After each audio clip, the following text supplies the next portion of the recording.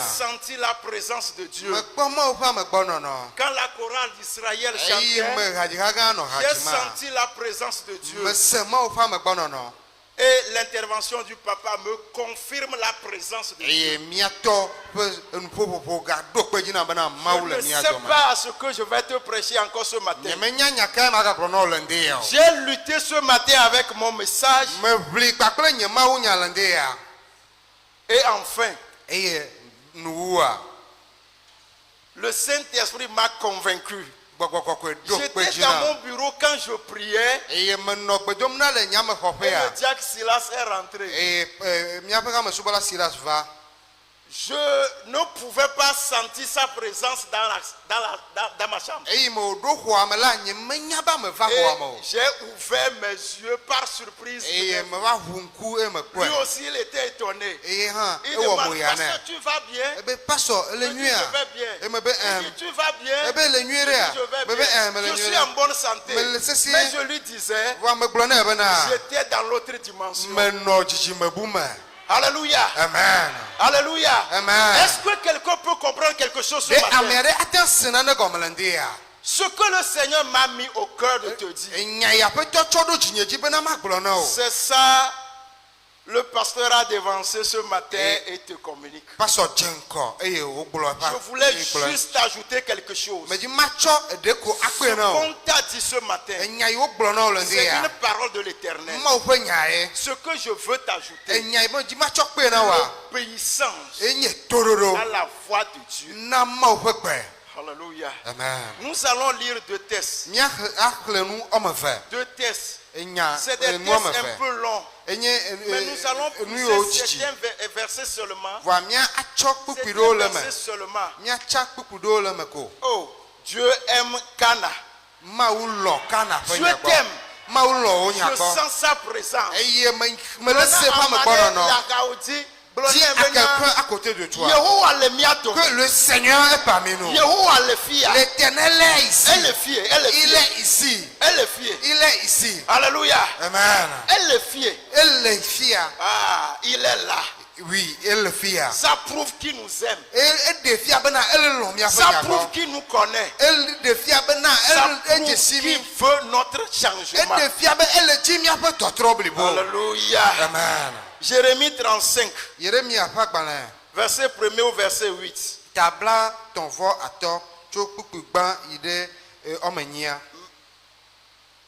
Mais l'exhortation ou la prédication couvrira tout le chapitre de Jérémie 35. Mais nous n'allons pas lire tout. Cause du temps. Et la deuxième lecture, c'est dans 1 Roi 13. Tout le chapitre de 1 Roi 13. Mais nous n'allons pas aussi lire tout. Qui trouve? Qui a trouvé? Pour nous lire Jérémie 35, le verset 1er. Celui de Jérémie 35, verset 1 à 8. Oui. La parole fut adressée à Jérémie de la part de l'Éternel. Oui. Au temps de Joachim, fils de Josias, roi de Juda, en ces mots. Va à la maison des Récabites et parle-leur. Tu les conduiras à la maison de l'Éternel, oui, dans une des chambres, et tu leur offriras du vin à boire. Je pris Jazania, fils de Jérémie, fils de Habazinia, ses frères, tous ses fils et toute la maison des Récabites. Et je les conduisis à la maison de l'Éternel, dans la chambre des fils de Hanan, fils de Jigdalia, homme de Dieu, près de la chambre des chefs, au-dessus de la chambre de Maëzéja, fils de Shalom, garde du seuil. Je mis devant les fils de la maison des Récabites des coupes pleines de vin et des calices, et je leur dis, buvez du vin. Mais ils répondirent, nous ne buvons pas de vin, car Jonadab, fils de Récab, notre père, nous a donné cet ordre. Vous ne boirez jamais de vin ni vous, ni vos fils. Et vous ne bâtirez point de maison, vous ne sèmerez aucune semence, vous ne planterez point de vigne, et vous n'en posséderez point, mais vous habiterez sous des tentes toute votre vie, afin que vous viviez longtemps dans le pays où vous êtes étrangers. Verset 8. Nous obéissons à tout ce que nous a prescrit Jonadab, fils de Rekab, notre père. Nous ne buvons pas de vin pendant toute notre vie, nous, nos femmes, nos fils et nos filles. Amen. Amen. Yehowa pegbe Sivana Yeremia le Yudafia Yoyakim Yosia vingoli la nyisi yi Rekab vio me peme ponuklio eye nakplo ayi Yehowa peme ko dometo de kame eye nana wewo wano tete medakplo Habazinya vi Yeremia pevi Yasanya ple noviawo ple viawo kata kpakple Rekab vio pe ape blibo la yi Yehowa pe me de Mawu pe ame yi de Mawu pe ame Yigdaya vi Hanan vio pe xɔ si xe ɖe amegãwo ƒe xɔnu la ƒe kpuinudzɔla Salem ƒe vi Maseya ƒe xɔ ƒe dzigbegome la gbe kpukpea matɔ eye metsɔ wengo si yɔ taŋ kple kpluwo ɖo Rekab viwo ƒe aƒe la kɔme gblɔ na wo bena mino wɛn ke woɖo ŋu bena míele wɛn no ge o elabena mía fofo Yonadab Rekab vi de se na mi bena mía kple mía viwo míganɔ wɛn gbeɖe o migatsu xɔ o migaƒã nuku o eye migade wɛngble alo de nane miatɔ o ke boŋ minɔ agbadɔwo me le miaƒe agbemeŋkekewo katã me ne mianɔ agbe eteƒe na dzidzi le anyigba si dzi mienye amedzro le la dzi kpukpea me nyi mieɖo to mía fofo Yonadab Rekab vi ƒe gbe le nu siwo katã nu wòde se na mí le me ale be mía kple mía srɔ̃wo mía ŋutsuviwo kple mía nyɔnuviwo míeno wɛn le míaƒe agbemeŋkekewo katã me o. Amen. Merci, excusez-nous pour la lecture longue. Nous allons au moment opportun lire la deuxième lecture aussi. Mais le thème qui retient notre attention ce matin, c'est les conséquences de l'obéissance et de la désobéissance. Les conséquences de l'obéissance et de la désobéissance. L'homme depuis sa création a été soumis à un examen. Adam et Ève allaient vivre éternellement et dans le bonheur s'ils avaient reçu à cet examen. Et cet examen, c'est l'obéissance. La désobéissance étant née dans le jardin d'Éden, va prendre une ampleur et devient le mal quotidien du monde corrompu. En outre, l'obéissance et la désobéissance, quelle signification ont-elles? Ces deux entités antagonistes ont des conséquences. L'objet de notre message ce matin sera axé sur la réponse à ces deux questions. Qu'est-ce que c'est que l'obéissance? L'obéissance C'est la soumission d'esprit aux ordres supérieurs. L'obéissance, c'est la soumission d'esprit aux ordres supérieurs. La désobéissance, c'est refuser de se soumettre à une volonté. Le fait de faire ce qui est défendu. Alors voilà d'une manière ramassée les deux définitions de ces concepts qui feront l'objet de notre prédication ce matin. La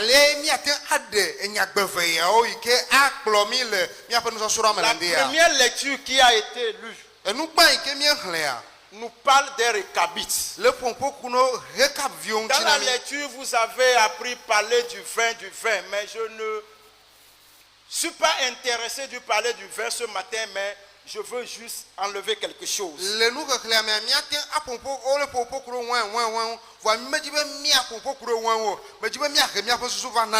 Les récabites, c'était une tribu nomade apparentée aux Kenyans et à Jéthro, le beau-père de Moïse.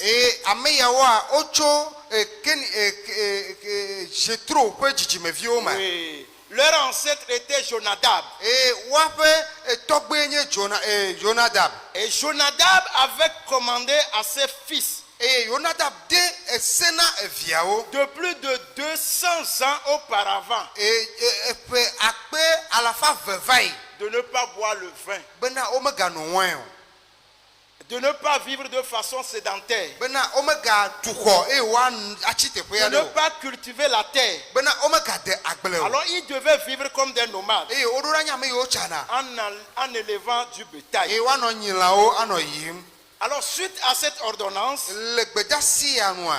il y a eu quelque chose qui s'est passé dans la vie des enfants de Dieu. Et ces récabites vivaient parmi les enfants de Dieu là. Et ces enfants vivaient dans l'infidélité. Dieu parlait à son peuple. Dieu donnait des ordres à son peuple.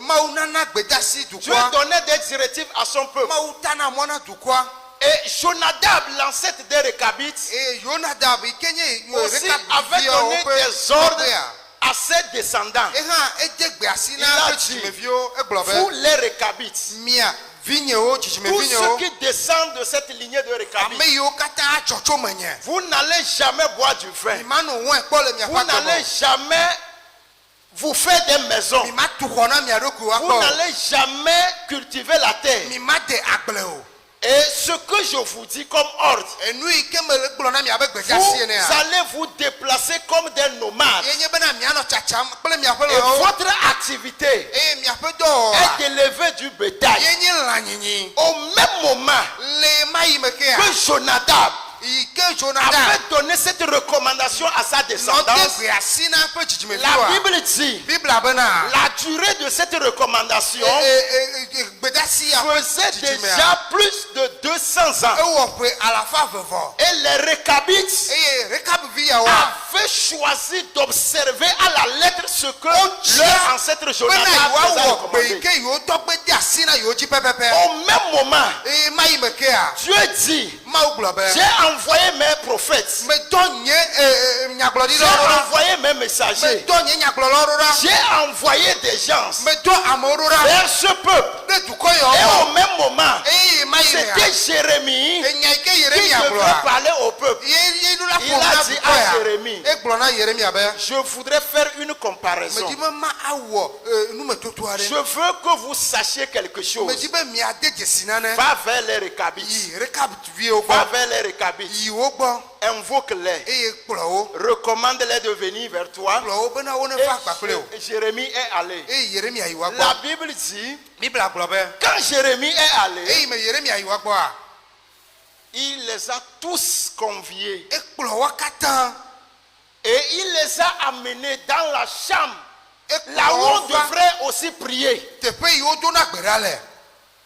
Parce que Jérémie était l'homme de Dieu. Je me dis, si nous respectons de donner nos dîmes à Dieu, qu'est-ce qui va nous empêcher qu'il nous Quoi d'autre chose? Si nous respectons de donner nos prémices à Dieu, quoi donc va nous empêcher d'être bénis? C'est pourquoi je ne m'en revenais pas. Papa allait donner ces deux directives avant le message. Je ne m'en revenais pas. Est-ce que quelqu'un veut être béni? Vite dans l'obéissance. Est-ce que quelqu'un veut être protégé? Vite dans l'obéissance. Est-ce que quelqu'un veut être sécurisé? Vite dans l'obéissance. Est-ce que quelqu'un voulait voir la gloire de Dieu dans sa vie? Quand tu marches, tout ton corps se déplacera avec la gloire de Dieu. Parce que tu vis dans l'obéissance. La deuxième lecture, dans 1 Roi 13, permettez-moi d'aller ainsi.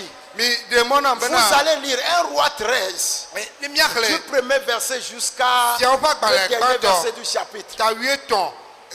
Mais ce que je suis en train de dire tout à l'heure, je l'ai considéré de premier verset au verset 6. Je voudrais parler. Je veux parler maintenant de la désobéissance. Il y avait un homme de Dieu qui venait de Juda. Et communément, on l'appelle le jeune prophète.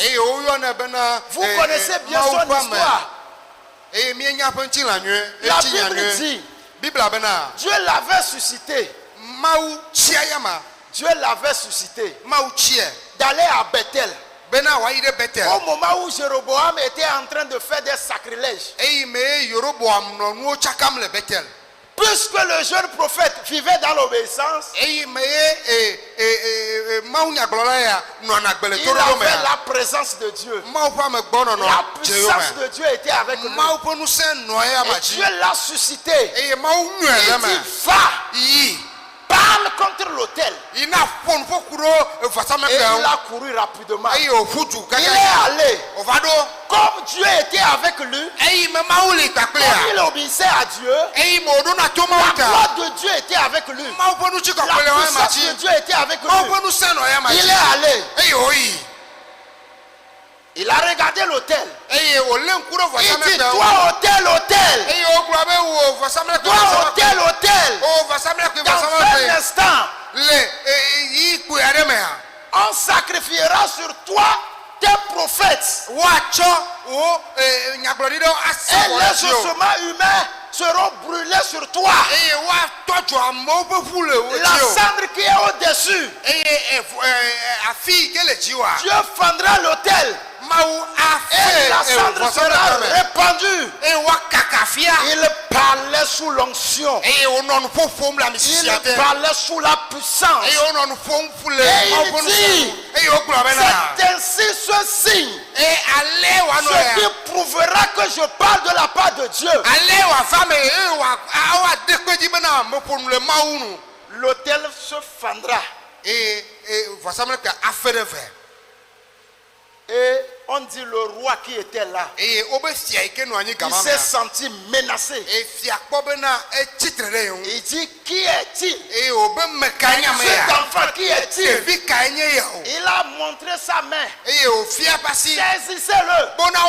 Saisissez-le. La Bible dit, la main qu'il a pris pour montrer, la main est devenue sèche. C'est le signe de Dieu. C'est le signe de la présence de Dieu. C'est le signe de la puissance de Dieu. Il voulait se révolter. Et sa main est devenue sèche. Il ne pouvait plus ramener. La main qui indexe.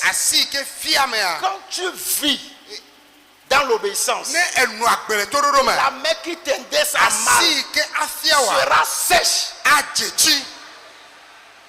L'obéissance dans laquelle tu vis. Et la main qui t'indique à mal. La Bible dit que cette main sera sèche. Tu n'as pas prié. Tu n'as rien dit. Mais quand tu vis dans l'obéissance, toute main qui t'indicera à mal sera sèche.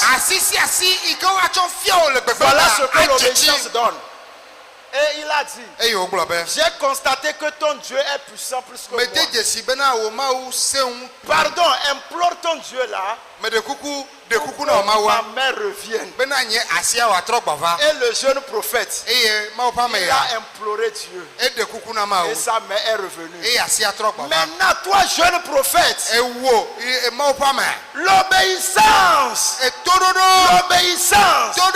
Dieu l'avait dit. Quand tu vas aller, tu vas faire des exploits. Et effectivement, il est allé. Dans l'obéissance, il a fait des exploits. Il lui a dit, ne mange pas là-bas. Ne mange pas là-bas. Ne mange pas. Jonadab avait dit, ne buvez pas. Et après avoir fait, le roi était content. Il dit, viens dans ma maison. Tu es bon. Tu vas manger avec moi. Il dit, on m'a dit de ne pas manger. Et même on m'a dit aussi de ne pas retourner par le même chemin. Oui, tu as bien mémorisé. Tu as bien gardé. C'est bon. Mais obéis. Le jeune n'avait pas obéi. Il n'a pas bien sûr mangé avec le roi. Mais notre prophète lui a encore appelé. Ici, ce n'est pas question du vieux prophète. J'ai bien pris 2 textes. Jérémie, l'homme de Dieu, il a appelé les Récabites. Même si nous supposons que l'autre était aussi homme de Dieu et il allait lui respecter, Jérémie aussi était l'homme de Dieu devant les Récabites.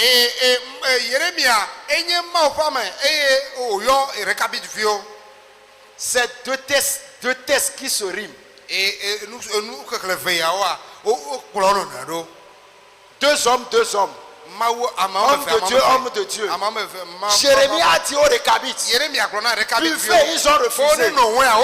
L'ancien homme de Dieu a dit, viens, mange avec moi. Qu'est-ce que Dieu t'avait dit? Il t'avait bien dit de ne pas manger. Il est tombé dans la désobéissance. Et il a mangé. Il a dit que l'homme de Dieu lui a dit que Dieu aussi lui a parlé de manger. Voilà comment il est viré, il est parti dans la désobéissance. Et quelle était la conséquence? Quand nous désobéissons, les conséquences viennent. Il avait mangé, il devrait repartir. La Bible dit, le lion lui a rencontré en chemin. Vous savez, s'il vivait dans l'obéissance, quelle que soit la gigantesque du lion, il n'allait rien lui faire. Quand tu vis dans l'obéissance, il y a des lions spirituels, les lions physiques. Ils ne vont rien te faire. Mais quand tu vis dans la désobéissance, la Bible dit, le lion lui a rencontré. Il lui a déchiré.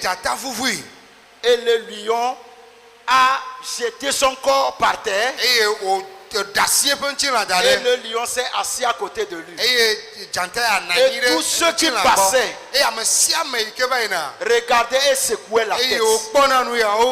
Parce que ce n'était pas bien de voir. Ce n'était pas agréable. La gloire de Dieu s'est dissipée de sa vie. La protection de Dieu s'est dissipée de sa vie. Quand nous vivons dans la désobéissance, nous sommes exposés à tout risque. Les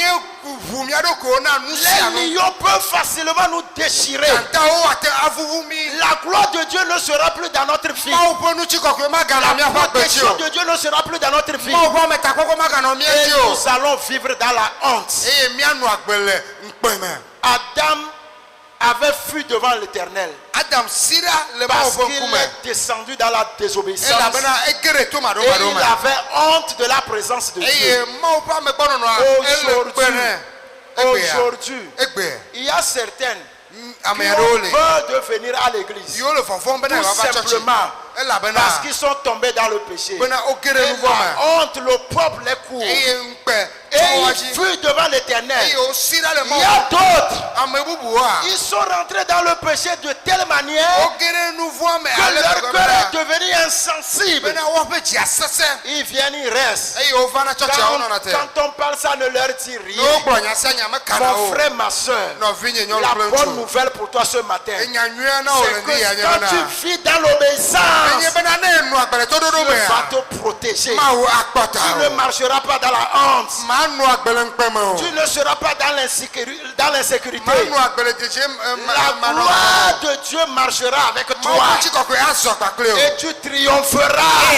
Tu marcheras de victoire en victoire. Alors si quelqu'un veut ce matin marcher dans l'obéissance, si quelqu'un veut ce matin que son cœur vive dans l'obéissance, si quelqu'un veut ce matin que son âme vive au rythme des recommandations de Dieu, je veux que tu te tiennes debout et tu vas dire: Seigneur, répète avec moi, Seigneur, j'ai écouté ta parole. Tu veux que je vive dans l'obéissance. La foi est dans l'obéissance. C'est l'obéissance d'Abraham qui a conféré ce nom de père de la foi. Car Dieu lui a dit: sors. Il est sorti. Il dit: sacrifie Isaac. Et il est allé. Est-ce que toi aussi tu veux vivre dans cette obéissance? Mes frères, mes soeurs en Christ, aujourd'hui, s'il y a quelque chose que Dieu nous réclame, c'est de vivre dans l'obéissance. Dis: je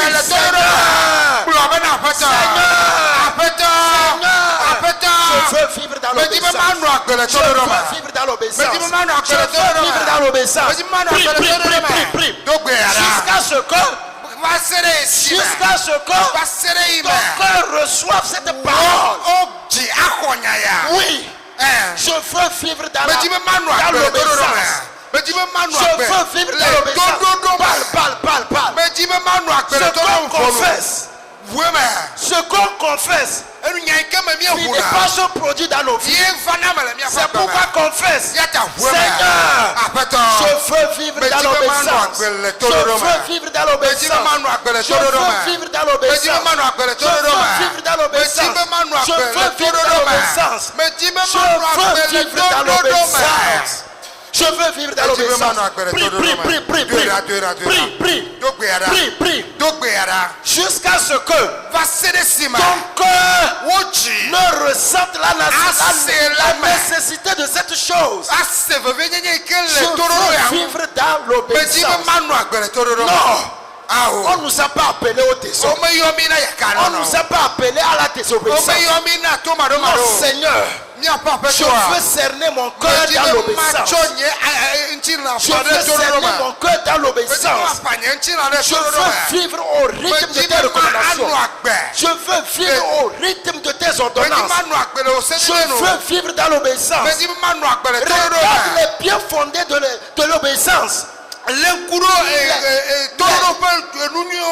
retombées de l'obéissance. Il nous bénit. Il nous garde. Et encore, sa gloire nous suit.